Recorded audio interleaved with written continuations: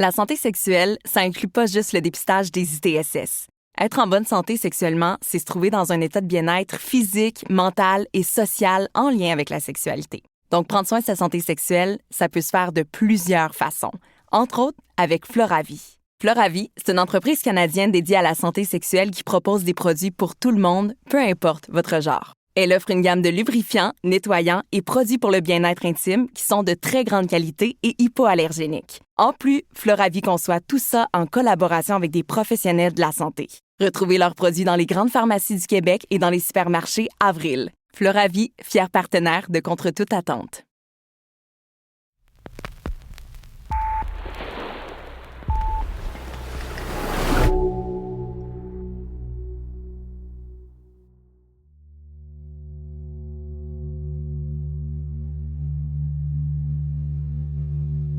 Je le vois comme une radio à l'intérieur de chacun de nous.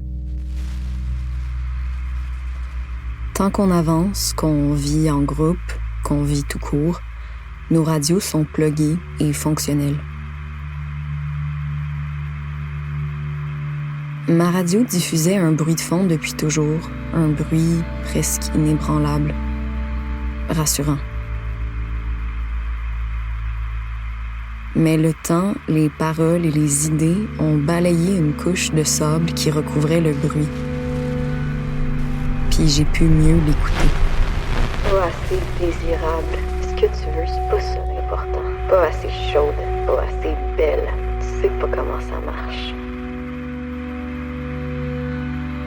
Je le vois comme si, pendant que j'étais aveugle à ces mots acides, la fréquence syntonisée sur ma radio me limait tranquillement les os. Tu penses vraiment que ça y fait plaisir? Oui, rends-toi jusqu'au bout que tu dises oui. Dis oui.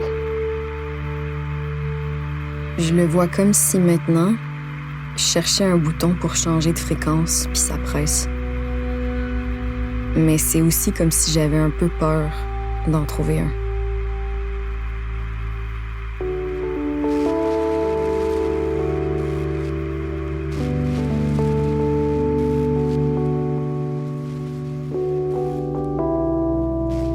Vous écoutez Contre toute attente. Épisode 3. Changement de perspective.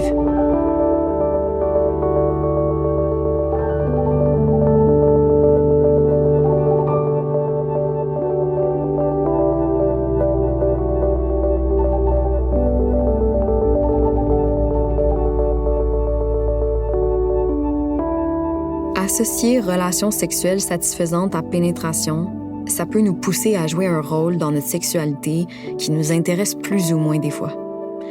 Puis s'imposer de jouer un rôle, ça fragilise l'identité. On fait comment pour se défaire de ce rôle-là qu'on n'a pas envie de jouer, qui est tellement ancré dans notre histoire, dans notre culture? Tu sais, on parle tellement souvent des problèmes en relation interpersonnelle et relations amoureuses, évidemment. Nicolas Paradis est psychothérapeute et membre de l'équipe de recherche du laboratoire Optimal Sexual Experiences de l'Université d'Ottawa.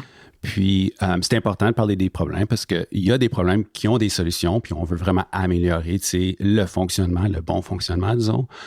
Mais on parle souvent dans ces cas-là du fonctionnement physique. Tu sais, comme, est-ce que l'érection est forte? Est-ce qu'il y a la bonne lubrification? Tu sais? Ce sont des choses techniques qu'on a besoin pour se rassembler puis comme vivre le moment sexuel, disons. Mais on se concentre tellement sur ça en psychologie puis en thérapie qu'on oublie peut-être qu'il y a comme plus que ça au problème. Il y a des personnes en entier, tu sais, il y a des personnes complexes. Puis il y a une relation là-dedans aussi qui est complexe. Alors, si on se concentre seulement sur le bon fonctionnement technique, disons, ça nécessite pas que là, la relation va être extraordinaire. Depuis presque 20 ans, le labo pour lequel il travaille fait des recherches pour trouver des éléments de réponse à la question « Qu'est-ce qui fait qu'une expérience sexuelle est exceptionnelle? » Donc, c'était de se dire, il doit y avoir des gens là, dans le monde qui se disent avoir vécu vraiment une sexualité extraordinaire. C'est des moments vraiment, vraiment spéciaux. On voulait apprendre comment ils se sont rendus là? Qu'est-ce qu'il y a de vraiment extraordinaire, de bien, de bon? Qu'est-ce qui va bien? Puis comment on en fait plus? Comment on en trouve plus? Comment on développe plus vers ce qui pourrait être exceptionnel? Pour essayer de répondre à cette question-là, l'équipe de recherche devait trouver des personnes qu'ils ont surnommées les Extraordinary Lovers ou, en français, les amants extraordinaires. À qui tu demandes pour ceux qui sont bons en sexe? Right? Puis, ils ont fait de la réflexion là-dessus, puis se sont dit, peut-être qu'on veut parler à des gens plus âgés qui ont eu du vécu, et ça serait bien aussi s'ils sont encore en couple. Alors, quand je parle de plus âgés, je veux dire comme 60 ans et plus. Là. Parce qu'il y en a qui ont encore du bien bon sexe à cet âge-là, puis sont encore en couple. Ils doivent avoir quelque chose à nous apprendre, tu comprends? Un autre groupe aussi à qui on s'est intéressé, c'était les groupes qui sont peut-être plus marginalisés quand ça vient à la sexualité. Alors, ils se sont intéressés à la communauté LGBTQ+, IA, tout ça. Et, tu sais, ceux qui font consensuellement non monogame, communauté kink, c'est vraiment qui ont déjà poussé les marges par rapport à la sexualité. Parce qu'on se dit, eux autres, ils ont dû avoir découvert quelque chose que, tu sais, la plupart de nous n'en vont pas, on ne l'a pas expérimenté, on n'a pas poussé ces marges-là. Là-dedans, dans les questions qu'on a posées, on a appris beaucoup, beaucoup, beaucoup de choses. Apparemment, plusieurs amants extraordinaires ont mentionné qu'ils avaient passé par une certaine étape avant de vivre ce type d'expérience sexuelle-là. Les amants extraordinaires ont dû désapprendre ce qu'ils ont appris, c'est dans leur vie, là, comment être femme, homme dans le couple. C'est quoi le sexe? C'est quoi un mariage? Qu'est-ce qu'on s'attend de nous dans ma relation? C'était ça là, qu'on a appris des amants extraordinaires. Ils ont dû désapprendre tout ça parce que ça l'a créé, plus qu'autre chose, ça l'a créé des barrières, des obstacles. Ça les a coincés, essentiellement, à devenir quelque chose qu'ils ne voulaient peut-être pas être ou à ressentir quelque chose qu'ils ne voulaient pas.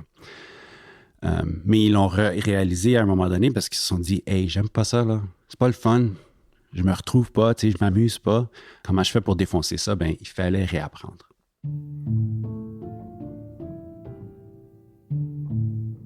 Réapprendre. Revoir nos conceptions et nos réflexes. Parfait, ça a l'air simple, dit de même. Mais on peut juste penser à tous les combats qu'on voit autour de nous qui s'opposent à des idées vues comme divergentes par rapport à la sexualité. Aux levées de boucliers violentes et quotidiennes qu'on voit dans nos médias puis dans nos interactions sociales. Je vois ça comme une démonstration d'une grande difficulté qu'on peut avoir à changer nos mentalités sur ces sujets-là.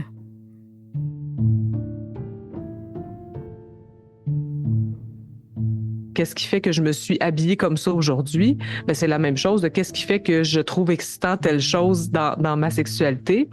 Ça fait partie de mon identité maintenant. Mon nom, c'est Joanie Eppel. Je suis présidente de l'Ordre professionnel des sexologues du Québec et je suis sexologue et psychothérapeute. Donc, c'est sûr qu'en tant que sexologue, on a une idée très claire de c'est quoi la sexualité humaine. Là, je fais vraiment cette parenthèse-là.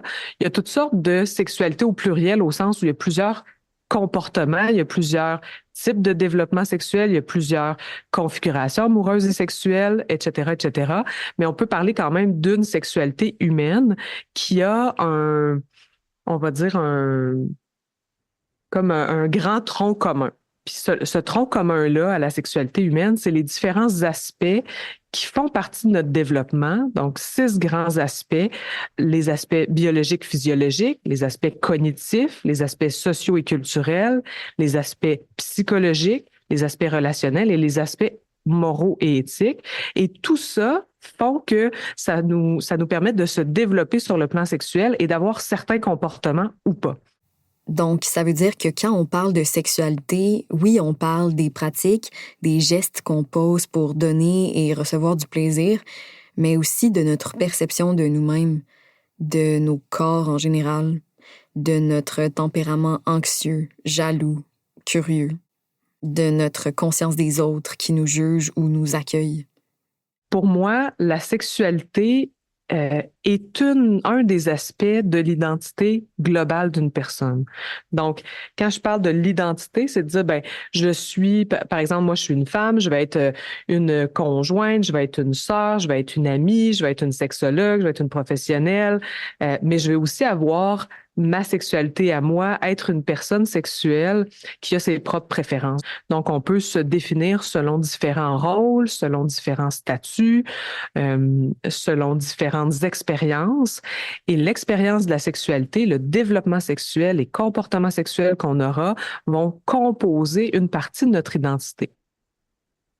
N'importe quelle intervention qui va modifier ce qui m'a organisé, ce qui m'a régulé comme personne au long cours, va être longue et difficile. Donc, toutes ces interventions-là prennent du temps. Pourquoi? Bien, parce que justement, ça fait partie de la fondation de la personne que je suis. Donc, si, par exemple, là, je vais utiliser les stéréotypes de genre. Si toute ma vie, on m'a dit en tant que fillette, sois douce, ne dis pas un mot plus haut que l'autre et subis un peu, accepte ce qui t'arrive sans rechigner, bien, il se pourrait qu'après 25 ans, 30 ans, je trouve ça très difficile de m'affirmer, d'être assertive, par exemple, dans ma sexualité avec un partenaire ou une partenaire. Donc, c'est logique, hein? Si toute ma vie, je me suis fait marteler certains éléments, ben ça fait vraiment partie de qui je suis, de la fondation de qui je suis, et de renverser la vapeur en présence de pression si énorme, ben c'est difficile. On entend un petit peu plus de résistance par rapport à ça, de réflexions qui sont un petit peu plus ouvertes, mais il demeure que ça reste difficile de changer dans un contexte comme ça. Et ça, c'est bon pour les hommes, les femmes et toutes les personnes, finalement. Mettons qu'on n'associe plus le mot menstruation au mot sale, douleur, honte. Mettons qu'on reconnaît que le cycle menstruel fait rien de moins que créer la vie, que ce cycle-là est non seulement naturel parce qu'il est vécu par la moitié des personnes sur Terre, mais aussi parce qu'il est vraiment hot. Ben c'est comme ça que Mme Levary propose de voir les choses. Avec ses culottes menstruelles et les nombreux outils qu'elle propose, elle permet aux personnes menstruées de vivre des menstruations saines, positives et dans la dignité. Leurs culottes sont certifiées sans PFAS et sont vendues sans taxe au Canada. Mme Levary outille les personnes menstruées en les aidant à mieux comprendre les cycles de leur corps. Parce que savoir, c'est pouvoir. Retrouve leurs produits en ligne et dans des points de vente partenaires.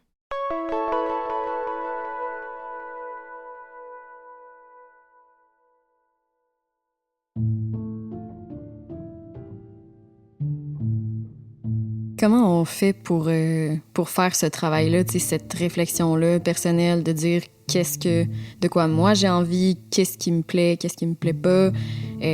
On aimerait ça que ça commence plus jeune. Natacha Godbout, psychologue et professeure au département de sexologie à l'UQAM. Malheureusement, encore une fois, la sexualité étant si tabou, c'est pas tous les parents qui vont apporter leurs enfants, dire « OK, réfléchis à qu'est-ce que t'aimes, toi, quand tu te touches, quand tu réfléchis, pour que tu commences à réfléchir à c'est quoi, toi, ta sexualité, c'est quoi, toi, ton monde, ton monde sexuel, c'est quoi qui... » La majorité des parents parleront jamais de ça. On va se limiter peut-être à se protéger, pas avoir de bébé, puis pas avoir d'infection, maladie, etc. C'est tout. Donc, on est loin du but. Dans les cours, à l'école, on s'améliore, là, on s'en va vers du consentement, on fait des belles améliorations, mais on n'est pas là non plus dans le plaisir, dans le répertoire, dans qu'est-ce qu'on aime puis qu'on n'aime pas. Ça, c'est un travail, moi, je vais appeler ça identitaire, encore une fois. On est dans l'identité, c'est l'espace sécuritaire à l'intérieur de soi qui est nécessaire pour s'interroger puis se poser ces questions-là. Et ça se passe tout au long de la vie aussi, parce que ça varie à l'intérieur d'une vie. Peut-être que ce qui était intéressant pour une personne à 16 ans, c'est pas la même chose à 30, puis à 40, puis à 60. Fait que ça peut évoluer. Fait qu'il faut avoir cette ouverture-là de continuer à être ouvert à ce qui nous intéresse, ce qui nous intéresse pas. Premièrement, en soi-même.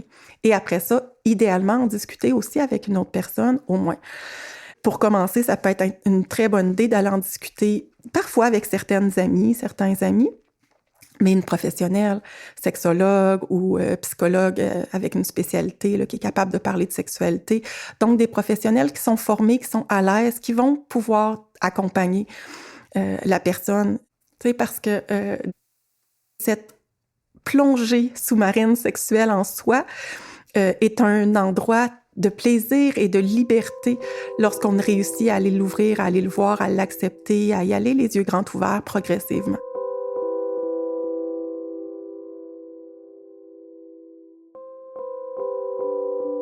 Calibrer ton son, fait que j'aimerais que tu m'expliques ce que tu as fait ce matin, qu'est-ce que... Ce matin, je suis allée chez le coiffeur, puis après ça... J'aime que tu aies les klaxons de l'école en grève à côté, tu sais. Ben oui, ben, tu vois, je pense que... C'était très cher, puis il y avait une grosse vente, genre. Ouais. Alors, ça enregistre. Cool, 1, 2, 1, 2, ça roule, c'est chill, le niveau est correct.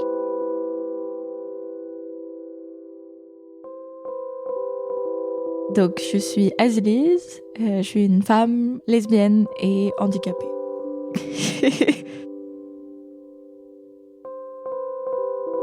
Ma première relation sexuelle, j'avais comme 16 ans.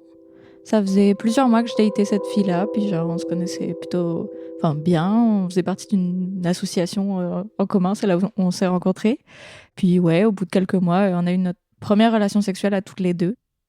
J'ai ressenti une injonction à la pénétration lors de notre première relation sexuelle, mais c'était beaucoup dans le non-dit. Pendant la relation, elle l'a proposé à un moment, puis moi, j'étais plus dans ma tête comme non, pas maintenant, mais pourquoi pas plus tard dans la relation à ce moment-là. Puis je pense qu'elle a pris ça pour un non définitif, alors que c'était pas forcément le cas. Mais le lendemain, on regardait une série, puis il y avait on regardait The L Word. C'est vraiment genre le cliché des lesbiennes, là, mais bref. Et il y avait des relations sexuelles dedans, là, puis j'étais comme, ouais, hier, on a fait notre première fois, puis tout, genre, t'es contente, là. Puis elle était comme, ouais, genre, mais sans grand-chose de plus d'enthousiasme dans la voix, tu vois. Puis c'est là où je me suis dit, peut-être que genre... Enfin, je suis sortie de cette relation-là en me disant toujours, je crois qu'il y aurait dû avoir pénétration, puis il n'y a pas eu. Sur le moment, je me suis posé ces questions-là, mais en même temps, après coup, j'ai aussi lu beaucoup de textes sur le lesbianisme, puis ça m'a permis de déconstruire beaucoup cette injonction à la pénétration, parce que dans notre manière d'avoir des relations sexuelles, il y en a plein là, mais comme genre, c'est moins vu comme une obligation, je pense, que ça peut être le cas pour des femmes hétérosexuelles, je pense. Donc, les questions autour de la place de la pénétration dans les relations sexuelles n'ont pas été le principal problème pour Azilise. Il y a 3 ou 4 ans, elle a dû se faire opérer à un genou qui était, mettons, dysfonctionnel. Puis c'est là que les problèmes ont commencé. J'ai une maladie chronique, un handicap, qui touche ma jambe gauche. C'est long à résumer, mais pour résumer, c'est suite à une opération du genou qui s'est mal passée, puis il y a des nerfs qui ont été touchés, et depuis, j'ai des décharges électriques dans la jambe à peu près tout le temps. Donc, c'est une maladie où, suite à une blessure, le système nerveux ne comprend pas que une partie du corps, ça peut être n'importe laquelle, est guérie, et donc continue d'envoyer des signaux nerveux disant que genre t'as mal, alors qu'en soi, c'est bon, là, le problème est réglé normalement. Mais c'est ça. Si mon système nerveux ne buguait pas, genre, j'aurais pas des décharges, mais c'est ça. Donc, il y a ça. Ça, c'est au quotidien, là. Puis après ça, il y a des moments où j'ai ce qu'on appelle les crises de douleur. Fait que c'est des journées plus difficiles où, genre, je peux difficilement marcher, difficilement me déplacer, je dois prendre des antidouleurs. Enfin, c'est ça, là, des moments moins le fun, on va pas se mentir. Mais ce qui fait aussi que, forcément, ma sexualité, elle se limite à, genre, certaines périodes, tu vois. Enfin, quand je suis en crise, c'est pas pensable d'avoir une relation sexuelle. C'est plutôt, genre, laissez-moi tranquille de me reposer, là. Mais ouais, c'est ça. Quand je suis devenue malade, ou quand j'ai appris plutôt quelle était ma maladie, etc., parce que ça a pris 1 an d'avoir un diagnostic, fait que c'est quand même long. J'ai mis beaucoup de temps à me retrouver dans mon corps. C'est un peu bizarre dit comme ça, là, mais c'est vraiment ça. Parce que mon corps est devenu un objet médical, en fait, pendant 2-3 ans, là. Fait que j'avais plus trop de rapport à... Enfin, mon corps, je le voyais plus comme un objet qui pouvait être, sexualisé ou sexuel. Donc, pendant longtemps, ça paraissait pas imaginable d'avoir une sexualité, tu sais.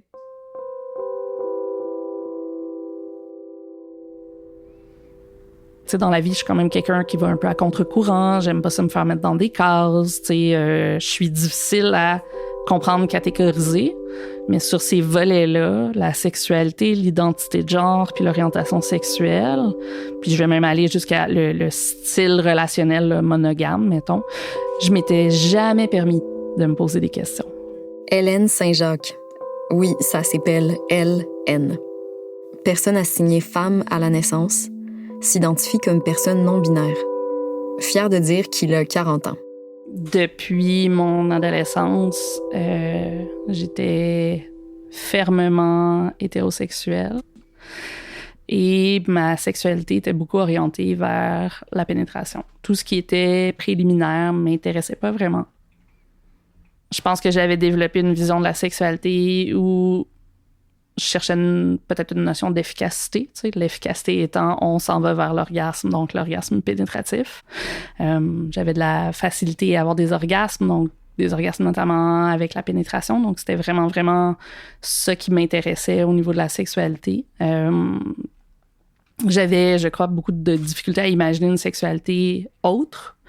Puis, à partir de 34-35 ans, là, j'ai eu des infections urinaires à répétition qui ont mené à de la douleur chronique liée à la sexualité pénétrative. Puis j'ai trouvé ça très difficile à naviguer parce que c'était vraiment pas clair comment naviguer d'une autre façon une sexualité qui puisse être satisfaisante. J'avais vraiment l'impression qu'il fallait que je me prive. En ayant des défis avec la pénétration, que ce soit pénis, objet, doigt, ce qui me restait, c'était comme des pinottes, comme si c'était une sexualité cheap. J'étais pas en mesure à ce moment-là de poser un regard critique sur mes propres pratiques sexuelles pour m'apercevoir qu'elles répondaient pas nécessairement à mes besoins. Je m'en satisfaisais, mais je m'en satisfaisais dans un carcan où je pense pas que j'étais pleinement épanouie, là. Je pense que c'était une performance adéquate qui correspondait à ce que moi et mes partenaires, on pensait qu'on voulait. Peut-être plus que à ce qu'on voulait vraiment.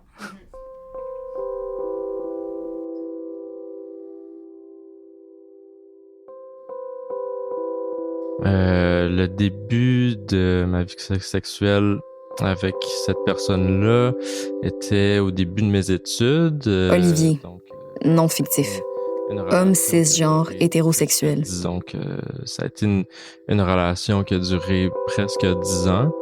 C'était ma première partenaire. C'était la même chose de son bord aussi. J'étais son premier partenaire. Fait qu'il y avait beaucoup de nouveautés, d'exploration, de questionnement, mais d'excitation aussi à travers tout ça parce que c'était comme nouveau pour les deux. Aussi un peu une idée préconçue que ça allait être quelque chose qui allait aller, tu sais, super rondement, puis que ça allait être relativement facile puis plaisant à tous les niveaux. Je pense que je sais pas pourquoi exactement, mais c'est quand même ce message-là qui est comme véhiculé, je pense, quand on jase avec nos amis ou quand je sais pas, tu sais, quand on peut témoigner de ça dans les films ou même dans la pornographie aussi, c'est quelque chose qui est véhiculé de cette manière-là. Fait que c'est un peu à ça que je m'attendais, mais c'est sûr qu'à travers tout ça, c'était pas trop clair au début de la relation, mais à travers les années qui ont passé, il y a eu la découverte aussi que cette partenaire-là était atteinte d'endométriose, fait que ça n'était pas trop apparent au début.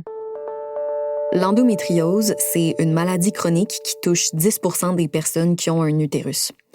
C'est une condition qui fait qu'un tissu qui ressemble à la muqueuse utérine, donc les tissus qu'il y a dans l'utérus, se développe à l'extérieur de l'utérus. Ça cause des douleurs vraiment fortes au moment des menstruations, puis parfois aussi pendant les rapports sexuels pénétratifs. Pour Olivier et sa blonde de l'époque, c'était le début d'une exploration de la sexualité un peu tumultueuse. Ouais, fait que cette sexualité-là était vécue, oui, à travers la pénétration, mais vu que ça, c'était douloureux, tu sais, on essayait de trouver juste comme d'autres manières de donner à l'autre du plaisir, ou juste, des fois, c'était plus juste en ayant une intimité, une proximité, tu sais, des caresses, peu importe. Puis des fois, quand il y avait la pénétration, ça se passait super bien. Fait que c'était comme d'essayer de gager ça, puis de voir est-ce qu'il y a certains angles qui font que c'est plus douloureux des fois, est-ce que certains moments, tu sais, du cycle menstruel ou peu importe, tu sais, fait que il y avait beaucoup de d'exploration puis de recherche, tu sais, qui peut être assez demandant quand même aussi, mais qui en valait la peine parce qu'on apprenait à se connaître puis que, tu sais, on voulait les deux, tu sais, faire en sorte que tout ça puisse juste s'améliorer avec le temps. Fait que ouais, mais c'est ça. Après ces 10 années de relation et maintenant célibataire, c'est sûr que il y avait quand même une envie d'exploration, une envie de découvrir comment d'autres personnes vivaient leur sexualité, puis comment elles voyaient le rapport à la pénétration. Je pense que juste le fait d'avoir été en relation longtemps avec quelqu'un qui souffrait d'une maladie qui était pas tant parlé non plus, ça m'a juste comme obligé à me poser des questions, puis je suis un peu resté, je pense, dans ce mindset-là de vouloir me poser des questions. J'avais un désir de comprendre la sexualité en tant que telle, juste d'approfondir ce sujet-là en tant que tel, tu sais.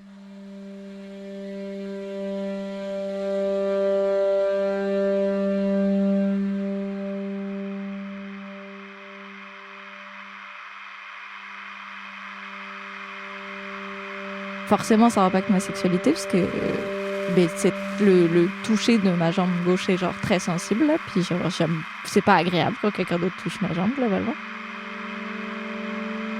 Pas assez désirable, pas assez chaude, pas assez belle. Ma sexualité aujourd'hui, elle se cantonne plus au haut de mon corps, ce qui est très perturbant pour les gens parce que on le relie beaucoup aux organes génitaux, etc. Alors que pas forcément là, tu sais. Les zones qui me donnent du plaisir sont plus les mêmes. Genre, ça a évolué avec le temps, I guess. Donc c'est tout un processus de déconstruction de juste en arriver à avoir une sexualité en tant que personne handicapée. Déjà de base, pour la plupart des gens, genre les personnes handicapées n'ont pas de relations sexuelles, là, tu sais. Donc quand tu commences là, forcément après c'est compliqué de comme, tu sais, enfin, le chemin est long pour déjà pouvoir te dire ok, en fait c'est possible d'être en situation de handicap puis d'avoir des relations sexuelles. Après ça, une fois que tu te l'es dit, c'est comme oui d'accord, mais comment je le fais? Assez vite, oui, je m'en suis rendu compte qu'il n'y en avait pas d'exemple pour... Enfin, tu sais, en étant hétéro, il n'y en a déjà pas... Enfin, hétéro puis handi, il n'y en a déjà pas, mais alors... Handi, terme utilisé par Asilis pour dire handicapé. Mais alors, lesbienne puis handi, c'est comme... On est invisible, on n'existe pas dans l'espace public, puis encore moins dans les représentations de la sexualité. Donc, ouais, au début, c'était perturbant de pas en avoir, puis après, j'ai juste décidé de le faire... Enfin, tu sais, trouver par moi-même ce qui... Enfin, de tester, justement, comme je le disais, puis de voir ce qui me plaît ou pas. Mais ça en fait, le fait qu'il n'y ait aucun exemple, ça a presque un côté un peu libérateur. Même si, genre, j'aimerais ça qu'il y ait des exemples, mais vu que t'as pas d'exemple, c'est à toi de trouver par toi-même, donc forcément, tu fonctionnes par mimétisme et t'as moins d'injonctions à le faire d'une manière précise.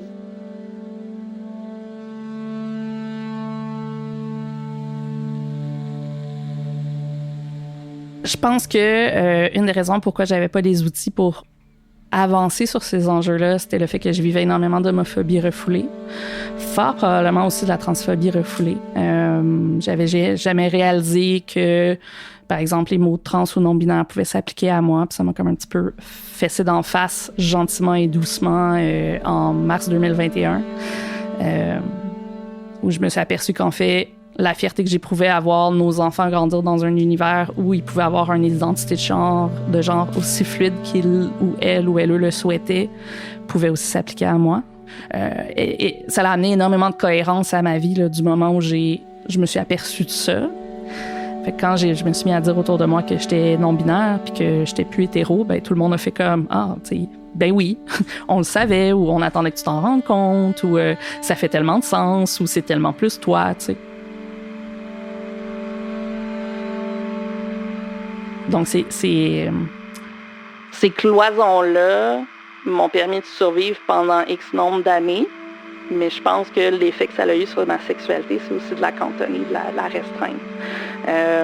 Puis faire éclater tous ces murs-là en même temps, là, en l'espace d'une période de, mettons, 3 à 6 mois, ça m'a vraiment donné comme une espèce de respiration, là, de, je veux pas dire libération, parce que je veux pas non plus encenser la chose, là, mais de juste alignement. La meilleure façon que j'ai de le décrire, c'est comme s'il y avait eu un grichement en arrière-fond toute ma vie, là, une espèce de continu qui m'empêchait d'entendre ce qui montait comme désir, notamment sexuel. Puis là, c'est comme si tout ça s'était tu, puis là, du jour au lendemain, je l'entendais non seulement plus rien, mais tu sais, un silence doux, évocateur, prometteur, tu sais.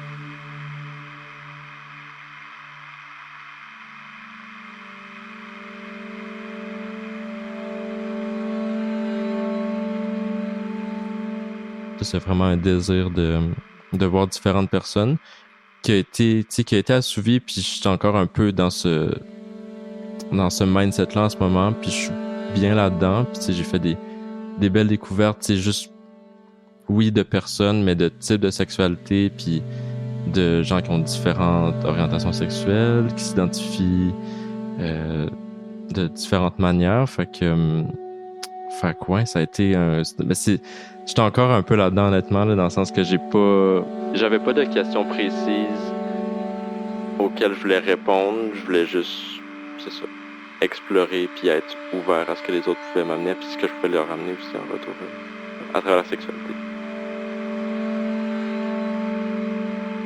Définitivement, je pense qu'avec le temps, j'ai catché qu'il y avait plus d'une manière d'avoir du plaisir à travers la sexualité, que ce soit en donnant ou en recevant, puis en catchant les backgrounds des autres personnes aussi, parce qu'ils n'ont pas tous et toutes vécu la même chose, les mêmes expériences. Fait que juste comme je pense qu'on grandit à travers ces relations-là, puis à travers les relations sexuelles qu'on a avec les personnes. Fait que je pense que c'est ça aussi que je suis reconnaissant d'avoir vécu, depuis mes récentes expériences sexuelles. Je pense que c'est juste mon background à moi, puis les backgrounds de ces personnes-là qui se rencontrent, puis qui créent une nouvelle affaire. En tout cas, pour moi, ça a été super enrichissant de comme vivre puis être témoin de ces nouveaux trucs qui se créent là ensemble.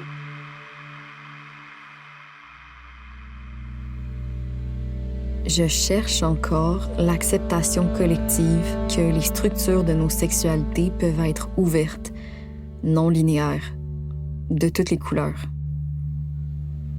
Même si des personnes comme Natacha Godbout martèlent ce message-là, leurs voix se perdent trop souvent dans notre paysage médiatique. On pourrait pas écrire un script qui va fonctionner pour tout le monde. Tu te masturbes comme ça, tu tournes de ce bord-là en haut. Ça marche pas comme ça, la vraie vie, là. C'est absolument impossible. Si quelqu'un dit « Oui, mais là, comment on fait pour se masturber? » On peut expliquer un petit peu, mais sérieusement, c'est comme « OK, voici la base, puis va essayer. » Et pour chaque personne qui se rencontre, ce qui marche avec une personne ne sera pas nécessairement aussi excitant avec une autre. Fait qu'on réapprend à chaque fois.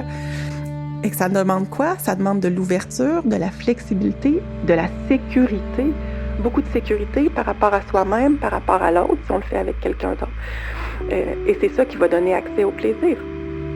Parce que tout ça, vous parlez de sécurité, parce que la sexualité, c'est lié à l'intime, donc vraiment au plus vulnérable. C'est ça. On est dans la vulnérabilité, puis on est dans la sexualité demande un laisser-aller, puis pour être capable de laisser aller, il faut se sentir en sécurité. Assurément. Fait qu'on n'a pas le choix d'aller dans « OK, j'ai rien prouvé, ni à moi ni à personne, je veux vivre, échanger quelque chose avec moi-même ou avec quelqu'un d'autre. » Et c'est là-dedans qu'on va être capable d'aller explorer et d'avoir du plaisir.